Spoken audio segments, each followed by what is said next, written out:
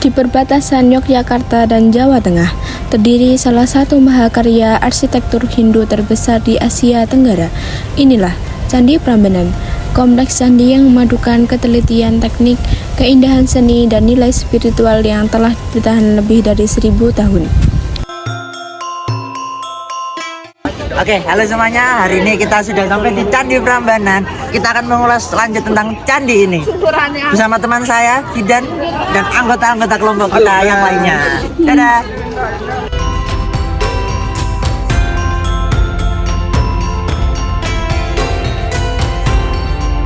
Jadi prasasti itu ada di Museum Nasional ya sekarang, dan prasasti itu menyebutkan satu nama yang sebenarnya merupakan nama asli dari bangunan ini. Kalau kita bisa memberi nama ya, namanya Siwagraha. Prambanan dibangun sekitar abad ke-9 oleh Wangsa Sanjaya dari Kerajaan Mataram kuno. Kompleks ini dipersembahkan untuk Trimurti, 3 manifestasi utama dalam agama Hindu, yaitu ada Brahmana, Wisnu, dan juga Siwa.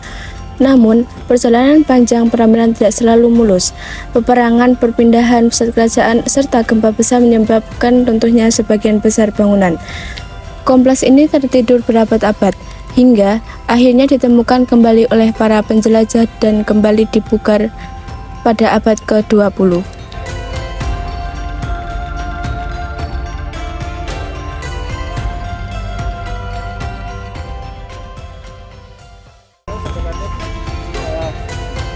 Oh, yang di sana tuh arca singa yang diapit oleh Kalpataru.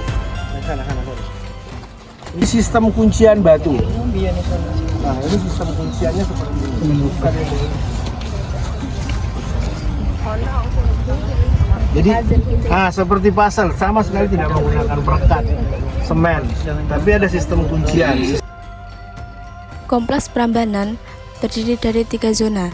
Yang pertama ada zona luar, yang kedua ada zona tengah, dan yang terakhir ada zona dalam, tempat berdirinya candi-candi utama.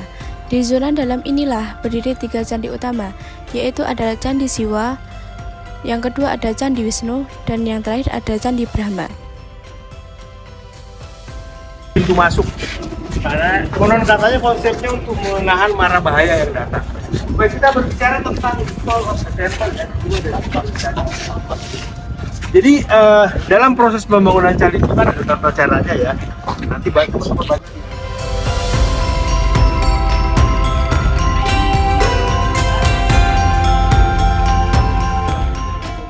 Candi Siwa, yaitu candi utama dan tertinggi.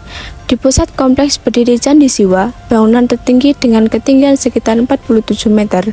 Candi ini dipersembahkan untuk Siwa Mahadewa, penguasa kehancuran sekaligus dewa yang menjaga keseimbangan alam. Di dalamnya terdapat 4 ruangan. Ruangan utama berisi arca raksasa Siwa Mahadewa setinggi 3 meter. Ruangan lainnya memuat arca asal pendukung Agastya sebagai guru Siwa, Durga Mahisasura Mardini yang menurut legenda lokal dikenal sebagai Roro Jonggrang, dan Ganesha dewa kebijaksanaan. Di dinding luar candi inilah terpahat relief Ramayana, salah satu karya seni pahat paling indah di Nusantara. Candi Wisnu atau Sang Pemelihara Alam. Di sisi bagian utara berdirilah Candi Wisnu yang dipersembahkan untuk Wisnu, Sang Pemelihara Alam semesta. Ciri khas candi ini adalah arca Wisnu yang digambarkan membawa sangka, cakra, gada, dan teratai 4 lambang kekuasaan. Relief di candi ini menceritakan kisah Krisnayana, yaitu perjalanan hidup Krishna, salah satu awatara Wisnu di dunia. Selain ada 3 candi utama, di Prambanan juga ada candi atau kuil pendamping Trimurti. Yang pertama, Candi Nandi atau kendaraan Siwa. Menghadap langsung Candi Siwa, berdirilah Candi Nandi, tempat arca lembu suci Nandi. Kendaraan Siwa ditempatkan. Di dalamnya juga ditemukan arca Chandra, Dewa Bulan, dan Surya, Dewa Matahari, menunjukkan kedudukan Siwa sebagai pusat kosmos. Candi Garuda Wahana Wisnu. Di depan Candi Wisnu terdapat Candi Garuda, yang dulunya berisi arca burung Garuda, simbol keberanian dan pengabdian. Garuda adalah kendaraan Wisnu yang dikenal mampu terbang menembus 3 dunia. Candi lainnya yang terdapat di zona inti, Yang pertama ada Candi Apit, penjaga tengah. Di sisi kanan dari kiri jalur utama terdapat 2 Candi Apit, yaitu candi ini tidak terlalu besar namun fungsinya penting sebagai penanda batas sakral, sekaligus menjaga keseimbangan ruangan dalam kompleks. Candi Perwara atau 224 candi pengawal mengelilingi seluruh bangunan utama. Dulunya berdiri 224 candi Perwara, tersusun rapi dalam 4 baris konsentris. Candi-candi kecil ini dipersembahkan oleh para bangsawan atau keluarga kerajaan sebagai bentuk bakti kepada para dewa. Kini telah tidak semuanya berdiri kembali, tapi susunan pondasinya masih terlihat jelas, menunjukkan betapa megahnya kompleks Prambanan pada masa kejayaannya. Pemugaran Prambanan. Pemugaran besar dimulai pada tahun 1930-an, berlanjut hingga dekade-dekade selanjutnya. Prosesnya sulit karena sebagian besar batu asli hilang.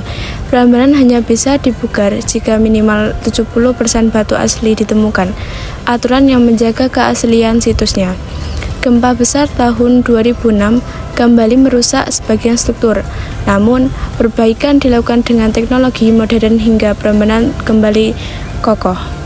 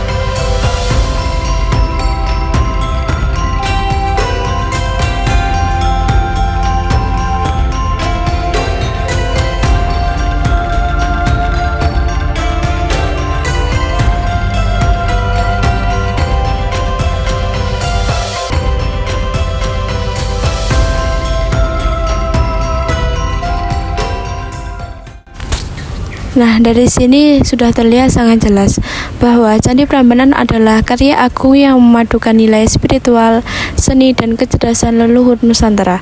Dari Candi Siwa yang menjulang, Candi Wisnu dan Brahma yang anggun, hingga candi-candi kecil yang menjaga ruangan suci.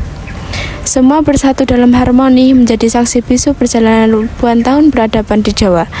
Inilah Prambanan yang megah, luhur, dan juga abadi.